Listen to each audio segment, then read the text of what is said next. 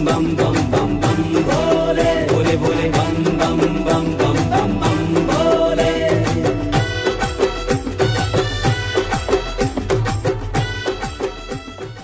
सावन।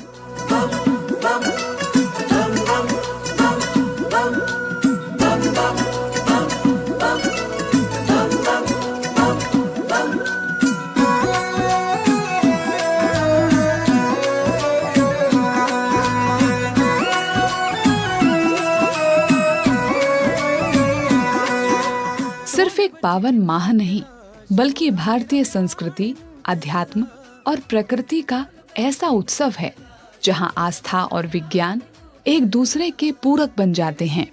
आखिर क्यों इसी महीने भगवान शिव की पूजा का विशेष महत्व बताया गया है? क्यों लाखों श्रद्धालु जलाभिषेक करते हैं और क्या इसके पीछे कोई वैज्ञानिक आधार भी है? आइए समझते हैं। सावन का महीना आते ही देश भर के शिवालय हर हर महादेव के जयघोष से गूंज उठते हैं।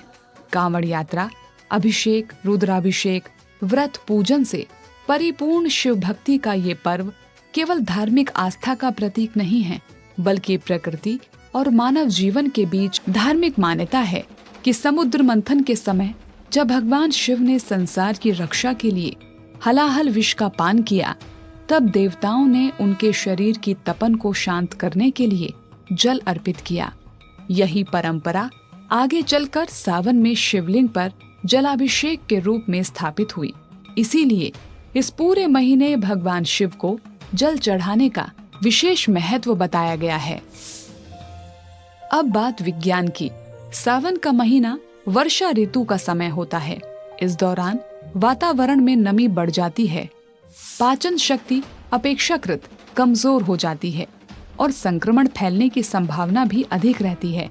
ऐसे में व्रत रखना, हल्का और सात्विक भोजन करना तथा संयमित जीवन शैली अपनाना शरीर को स्वस्थ रखने में भी सहायक माना जाता है। श्रावण मास में व्रत रखने का सीधा संबंध पाचन तंत्र को आराम देने से है। मानसून के मौसम में होने वाली बीमारियों से बचाव हेतु और शरीर की सफाई हेतु यह व्रत अवश्य करना चाहिए। वर्षा ऋतु में पाचन की शक्ति धीमी पड़ जाती है। नमी के कारण इस मौसम में बैक्टीरिया और पेट के संक्रमण का खतरा बढ़ जाता है। सात्विक और हल्का भोजन हमें रोगों से बचाता है। इससे पाचन तंत्र को आराम मिलता है। व्रत के करने से शरीर के विषैले तत्व बाहर चले जाते हैं। एक तरीके से यह हमारी बॉडी को डिटॉक्स करता है। इसलिए और केवल यह व्रत शरीर की शुद्धि नहीं, यह हमारे मन की भी शुद्धि कराता है। इसीलिए श्रावण का व्रत हर व्यक्ति को अवश्य करना चाहिए। शिवलिंग पर चढ़ाए जाने वाले बेलपत्र, धतूरा, भांग, चंदन और गंगाजल का भी अपना अलग महत्व है। बेलपत्र में औषधीय गुण पाए जाते हैं, जबकि चंदन शीतलता प्रदान करता है। जलाभिषेक के दौरान मंदिरों का भक्तिपूर्ण वातावरण, मंत्रोच्चारण और ध्यान जैसी प्रक्रियाएं मानसिक तनाव को कम करने और मन को एकाग्र करने में सहायक मानी जाती हैं।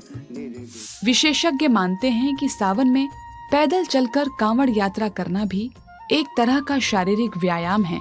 वहीं सामूहिक भक्ति, भजन कीर्तन और धार्मिक आयोजनों से समाज में आपसी सहयोग, अनुशासन और सकारात्मक ऊर्जा का संचार होता है।